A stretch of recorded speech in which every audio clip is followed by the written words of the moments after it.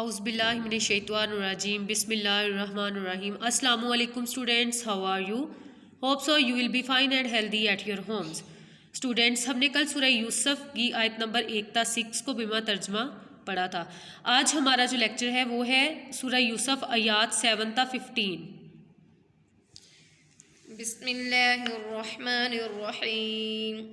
لقد كان في يوسف وإخوته آيات للسائلين.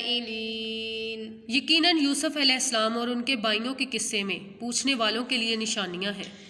إذ قالوا ليوسف وأخوه أحب إلى أبينا منا ونحن عصبة إن أبانا لفي ضلال کہ یوسف علیہ السلام اور اس کا بھائی ہمارے والد کو ہم سے زیادہ پیارے ہیں, حالانکہ ہم ایک طاقتور جماعت ہیں.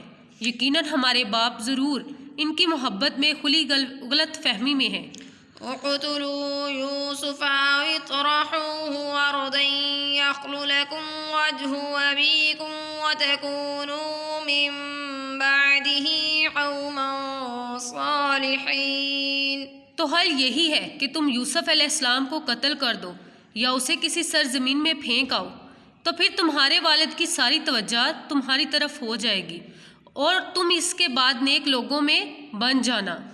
قال قائل منهم لا تقتلوا يوسف وألقوه في غيابة الجب يلتقطه بعض السيارة إن كنتم فاعلين. ان میں سے ایک کہنے والے نے کہا, یوسف علیہ السلام کو قتل نہ کرو اور اسے کسی گہرے کنویں میں ڈال دو تاکہ کوئی قافلہ اسے اٹھا کر لے جائے, اگر تم کچھ کرنا ہی چاہتے ہو. قالوا يا أبانا ما لك لا تأمنا على يوسف وإنا له لناصحون. اس مشورہ کے بعد وہ کہنے لگے, اے ہمارے ابا جان, آپ کو کیا ہو گیا ہے؟ آپ یوسف علیہ السلام کے بارے میں ہمارا اعتبار نہیں کرتے, حالانکہ یقیناً ہم اس کے خیر خواہ ہیں. أرسله معنا غدا يرتع ويلعب وإنا له لحافظون. کل اسے ہمارے ساتھ بھیج دیجئے تاکہ خوب کھائے پیے اور کھیلے کودے, اور یقیناً ہم اس کی حفاظت کرنے والے ہیں.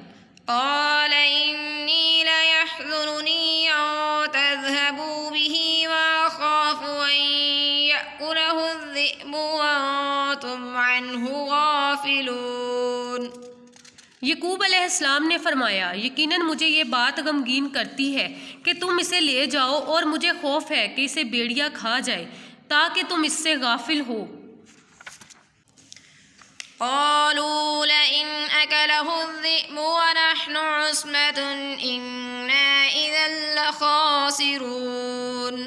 وہ کہنے لگے, اگر اسے ہماری موجودگی میں بھیڑیا کھا جائے جبکہ ہم ایک طاقتور جماعت ہیں, یقیناً تب تو ہم خسارہ پانے والوں میں ہوں گے.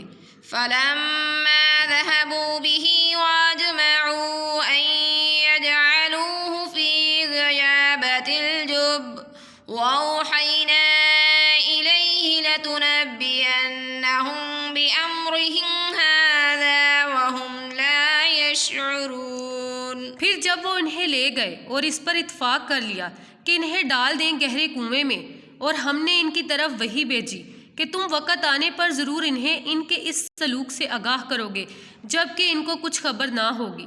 مائی ڈیئر اسٹوڈینٹس, آپ نے ان آیات کو 7 سے 15 تک اچھے سے بما ترجمہ لرن کرنا ہے اور حفظ کرنا ہے. اسی کے ساتھ ہمارا آج کا لیکچر ختم ہوتا ہے. اللہ حافظ. Take care your self.